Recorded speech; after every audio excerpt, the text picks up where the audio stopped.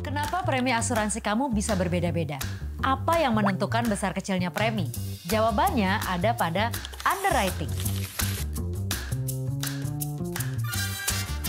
Underwriting dalam asuransi adalah proses evaluasi dan juga penilaian risiko yang dilakukan oleh perusahaan asuransi. Tujuannya adalah untuk menentukan apakah calon nasabah layak mendapatkan perlindungan asuransi dan untuk menentukan berapa besar premi yang harus dibayar sesuai dengan tingkat risiko yang ditanggung. Proses ini dimulai dengan identifikasi risiko oleh underwriter untuk memahami seberapa besar risiko yang akan ditanggung oleh perusahaan asuransi jika polis diterbitkan. Nah, kita udah tahu nih artinya underwriting. Sekarang gimana sih prosesnya? Jadi, underwriting itu proses di mana perusahaan asuransi menilai risiko buat memastikan kamu layak dapat polis dan juga untuk menentukan berapa besar premi yang harus kamu bayar. Prosesnya yang pertama adalah pengajuan aplikasi.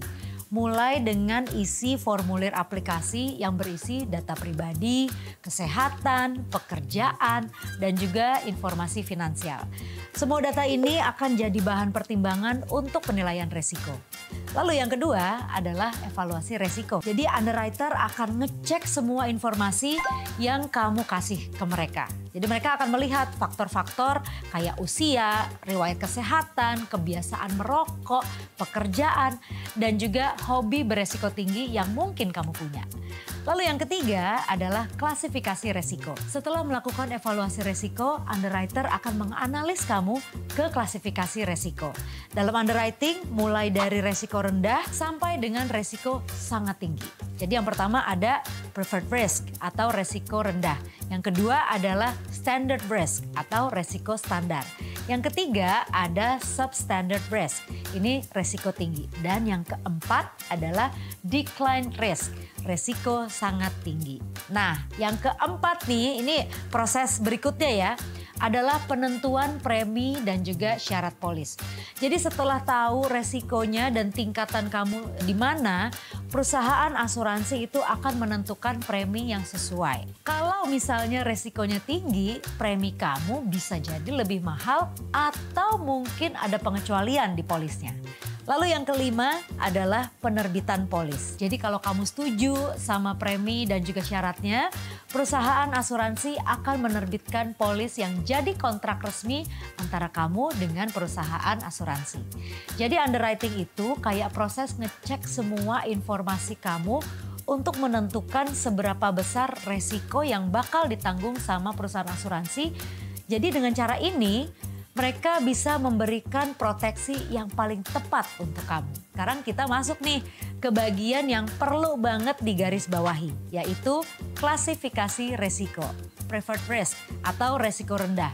Jadi kalau kamu sehat, terus udah gitu nggak merokok, rutin berolahraga, dan tidak punya riwayat penyakit berat, kamu masuk ke kategori ini. Jadi premi kamu itu bisa jadi lebih murah. Lalu yang kedua adalah standard risk atau resiko standar. Jadi kategori ini untuk orang-orang yang kesehatannya itu rata-rata.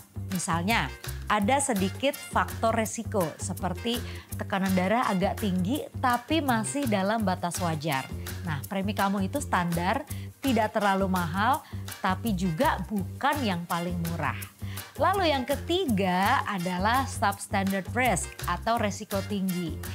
Kalau misalnya kamu adalah seorang perokok berat, terus punya penyakit kronis, atau bekerja di lingkungan berbahaya, nah, kemungkinan besar nih premi kamu itu akan lebih mahal. Bisa juga ada pengecualian dalam polisnya.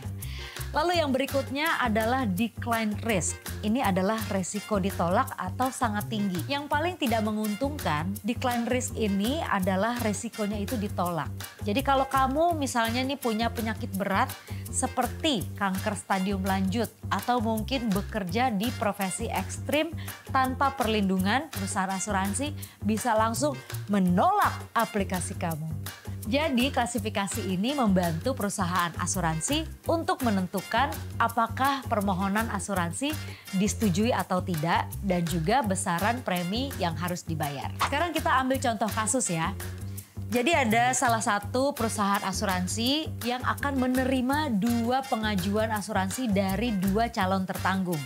Yang pertama ada Ahmad, 35 tahun, Pekerja kantoran gaya hidupnya sehat, tidak merokok, tidak memiliki riwayat penyakit serius, rutin berolahraga dan memiliki berat badan ideal, terus pekerjaan di kantornya juga resikonya rendah dan tidak memiliki riwayat penyakit jantung dalam keluarganya.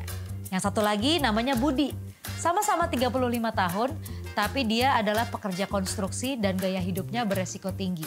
Perokok berat selama 10 tahun, tidak berolahraga, memiliki tekanan darah tinggi, bekerja di industri konstruksi dengan resiko tinggi, dan juga punya riwayat keluarga yang memiliki penyakit jantung. Ahmad dikategorikan sebagai preferred risk karena memiliki gaya hidup sehat dan juga resiko kesehatan rendah. Hasilnya, ia mendapatkan premi yang lebih murah dengan perlindungan maksimal. Lalu Budi dikategorikan sebagai substandard risk karena memiliki kebiasaan merokok, tekanan darah tinggi, dan juga pekerjaan yang beresiko tinggi. Perusahaan asuransi menaikkan preminya atau memberikan polis dengan pengecualian tertentu. Misalnya tidak mencakup klaim yang terkait dengan penyakit paru-paru atau jantung. Proses underwriting itu nggak cuma lihat usia, tapi juga faktor kesehatan, gaya hidup, dan juga pekerjaan kamu. Jadi kalau misalnya kamu pengen mendapatkan premi yang lebih rendah, ya kamu harus menjaga kesehatan dan juga punya gaya hidup yang lebih sehat, yang jadinya tuh bermanfaat banget untuk kamu. Jadi pastikan saat kamu mengajukan asuransi, semua informasi yang kamu berikan itu jujur dan juga lengkap. Karena kalau misalnya ada ketidakjujuran atau mungkin informasi yang disembunyikan, polis bisa dibatalkan. Bahkan klaim kamu itu bisa ditolak. Jadi selalu transparan ya sejak awal supaya perlindungan asuransi kamu tetap aman. Udah paham dong ya sekarang gimana cara kerjanya underwriting? Nah, kalau misalnya kamu masih punya pertanyaan, yuk kita diskusi aja di kolom komentar di bawah ini. Menurut kamu kalau konten ini bermanfaat, jangan lupa untuk di-share ya ke teman-teman kamu dan juga keluarga kamu supaya mereka juga paham betapa pentingnya memiliki asuransi.